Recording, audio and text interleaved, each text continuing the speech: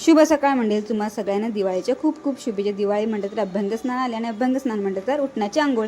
मस्त उठण घेतलं आणि आंघोळ केली।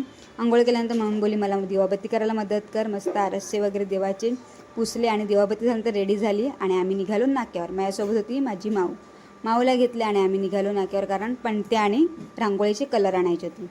फटाफट पणत्या घेतल्या, रांगोळीचे कलरही घेतले आणि मम्मी बोललेली की फुल मार्केटमधून फुलं आणि हार आण। लेट गेल्यामुळे फुल मार्केट पूर्ण खाली झालं, तरी पण एक दादा फुल घेऊन बसलेला, त्याच्याकडून फुलं घेतली आणि हार तर मला आतमध्ये काही मिळाले नाही, तर बाहेर एक काकू बसलेले आहे त्यांच्याकडून हार घेतले। हार घेतल्यानंतर माऊला बोलली माऊ चल घरी, मला खूपच गरम झालं आणि मला हा कुर्ता पण खूपच टाईट झाला आहे। घरी आली आणि आधी पहिला हलका फुलका कुर्ता शोधला। कुर्ता शोधल्यानंतर कुर्ता बदलला। त्या कुर्त्यामध्ये खूपच मला बरं वाटलं, कम्फर्टेबल कुर्ता होता तो। मग कुर्ता घातल्यानंतर मग थोड्या वेळात फ्रीजमध्ये बरं पाणी आहे का बघते, कारण पाण्याची तहान लागली। फ्रीजमध्ये पाणी नव्हतं पण थम्सअप होतं, मग थम्सअप पीत बसली। थम्सअप पिल्यानंतर बरं आता आमच्या माकडाला उठवते, कधीपासूनच झोपलेला पण उठायचं काय नावच घेत नव्हता। थोड्या वेळात पिऊ आला डायरेक्ट उठला। मी बोलली तू भारी आहे, मी कधीपासून उठवते तू उठत नाही, आणि पिऊ आल्यावर डायरेक्ट उठला। त्याची आंघोळ वगैरे केली आणि त्याला पिऊ माऊसोबत खेळायला बसवलं। खेळता खेळता पिऊ आणि माऊची लागली भांडण, दोघं पण एकमेकांना मारत होते। आमचा पिऊ लगेच रागावतो आणि तो रागावून लगेच घरी गेला। ह्याला राग, हा बोलते माऊ आत्या तू पिऊ काकाला मारलंच कशाला।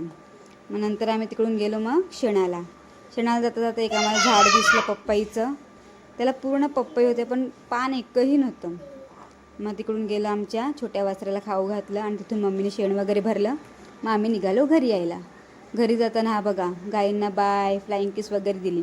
मग आम्ही घरी आलो आणि मम्मीने तिथून जास्वंदीची फांदी आणलेली, ती एका डब्यात आम्ही लावत होतो। लावल्यानंतर मम्मी बोलली चल घरात आता आपण जेवूया। मग आम्ही जेवायला वगैरे बसलो। जेवल्यानंतर आमचा माकड काय सांगतो आत्या मला ना घर बनवून दे। मग त्याला सोफा सीटच्या सीटने घर बनवून दिलं। बरं खेळ आता, पूर्ण दुपारभर ते घरात खेळत होता। संध्याकाळ झाल्यानंतर मम्मी सांगते आता घराला पोछा मार आणि बाहेरचे टाईल्स वगैरे पुसून घे। मग त्या सगळ्या पुसल्या, पोछा वगैरे मारल्या, खूपच दमायला झालेलं। मग ते पुसल्यानंतर थोड्या वेळ आता आराम करते, कारण दुकानात पण जायचं होतं। मग सगळी कामं झाली आणि अशीच बसली। चला बाय, भेटूया नेक्स्ट व्लॉगमध्ये।